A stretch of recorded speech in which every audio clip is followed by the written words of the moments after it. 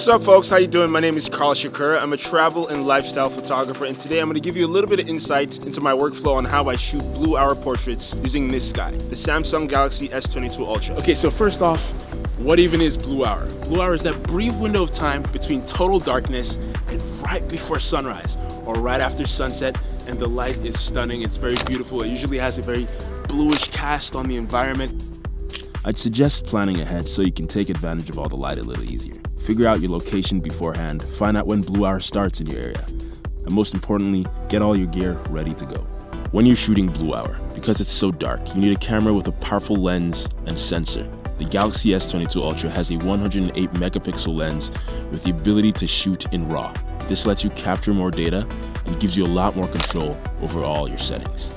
Okay, let me show you how I dial in my settings just right. First things first, right into Pro mode so I can customize all my settings. I preferably like to keep the ISO under 800. See, when you're shooting at such a dark time of day, having your ISO set too high can add a lot of unnecessary noise to your photo, which we don't want. Then I'll adjust the shutter speed accordingly, making sure the scene is properly exposed.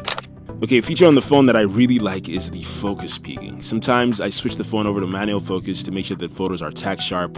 Focus peaking lets you see exactly where your focus is. So if you're shooting in low light conditions, you're nailing the focus every single time. Okay, so we've got our settings dialed. Now I can talk about why I'm using the prism and the light panel. The light panel helps to pull the shape out of my subject because it's so dark. Look at that. All of a sudden, no light, red light. No light, red light. It looks sick.